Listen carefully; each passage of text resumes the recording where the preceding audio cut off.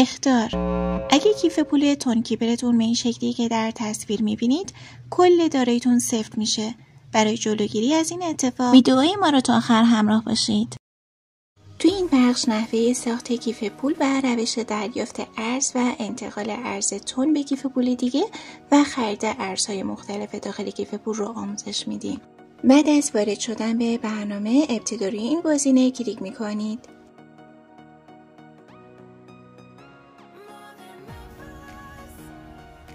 توی این بخش برای کیف پول تونکیپر یک گذرواژه 4 رقمی انتخاب میکنید. 2 مرتبه رمزی رو که انتخاب کردید و وارد میکنید.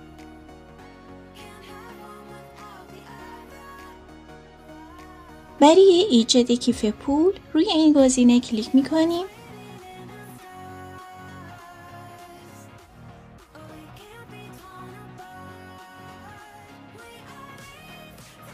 برای امنیت کیف پول بخش اثر انگشتن فعال میکنیم. گذرواژه‌ای که برای کیف پول ابتدا تعیین کردید رو وارد میکنیم. خب دوستان، باید توجه داشته باشید که اگه ارزی رو داخل کیف پولتون کردید و طی دلایلی دسترسی به گوشی نداشته باشید، تو این حالت دیگه نمیتونید به کیف پولتون و یا اون ارز دسترسی داشته باشید. برای اینکه این اتفاق نیفته اینجا رو کلیک میکنیم. در این بخش روی این گزینه کلیک میکنیم. وارد این فضایی میشیم که داره 24 کلمه انگلیسی هست و شما باید این 24 کلمه انگلیسی رو یادداشت بکنید که اگه طی هر دلایلی باز دوباره دسترسی به گوشی نداشته باشید بتونید از طریق گوشی دیگه بازیابی کنید.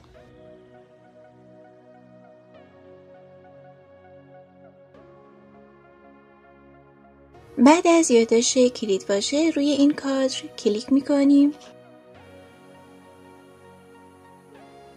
بعد از کلیک کردن وارد همچین فضایی میشید که از شما 3 کلمه انگلیسی رو که قبلا نوشته بودید رو میخواد که اینجا برای من شماره 9، 12 و 19 خواسته و اونا رو باید تایپ کنید.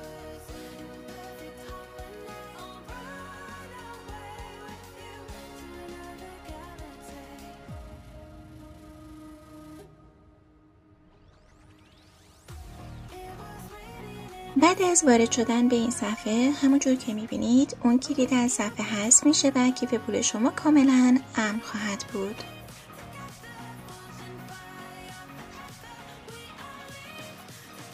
تو این قسمت هم اسم و تعداد کیف پول های شما نمایش داده میشه.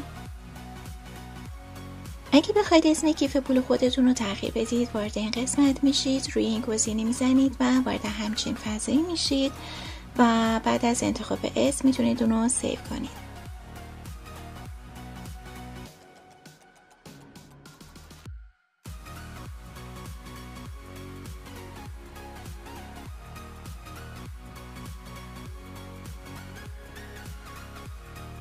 خب حالا برای دریافت ارز داخل کیف پولتون وارد این بخش میشید.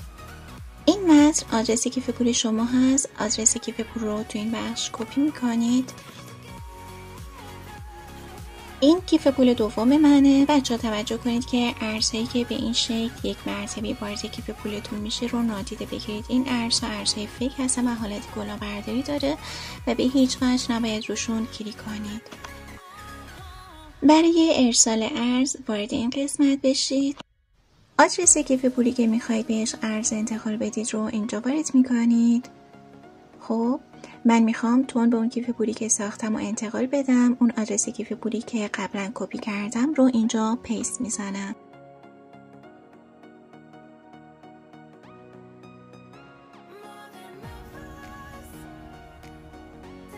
بعد روی این گزینه کلیک میکنیم. توی این قسمت مقدار ارزی که میخوایم انتقال بدیم رو وارد میکنیم. توی این بخش هم مقدار موجودی کیف پول رو نشون میده که میتونید انتقال بزنید.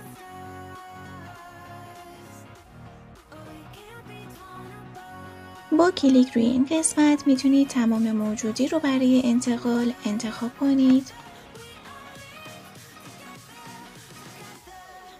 برای ادامه و انتقال ارز روی این کادر کلیک میکنیم. وارد این بخش میشید که تعداد ارزی که میخواید انتقال بدید و کارمزد کیف پول مقصد رو بهتون نمایش میده. بعد از چک کردن روی این گزینه کلیک میکنید و انتقال رو تایید میزنید.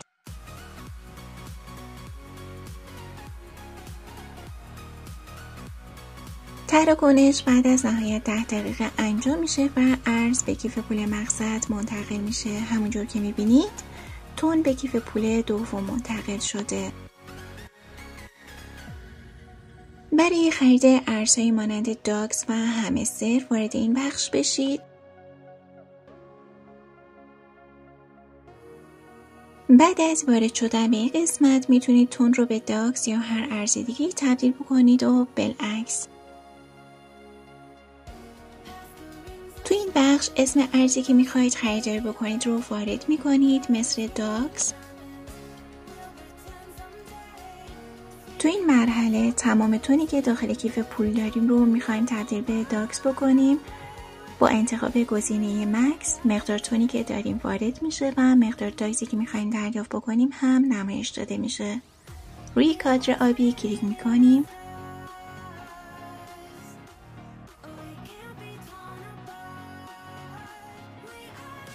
وارد این صفحه میشیم که هزینه‌های تراکنش مقدار تونی که میدیم و مقدار داگزی که دریافت میکنیم و نمایش میده و بعد از چک کردن تراکنش رو از طریق کادر آبی پایین تایید میزنیم.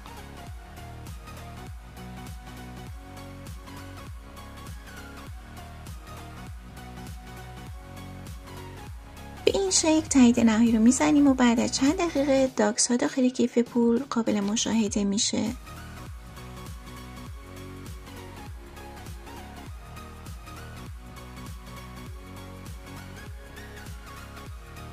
خرید تایید شد و اوکی رو میزنیم و تمام.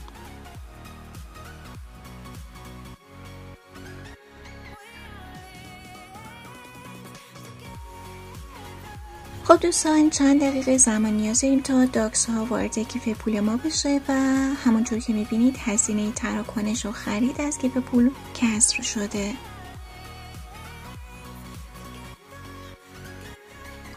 تو بخش هیستوری تراکنشی که انجام شده مثل دریافتی و واریزی ها قابل مشاهده است. تو این بخش میتونید برنامه‌ای که به کیف پولتون متصل شده رو مشاهده کنید، مثل همستر و داگز که من هیچ ایردراپی رو به این کیف پول وصل نکردم.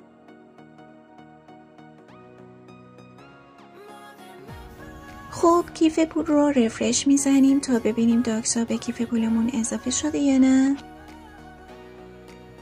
بعد از گذشت چند دقیقه همونطور که میبینید داگز ها به کیف پولمون منتقل شده.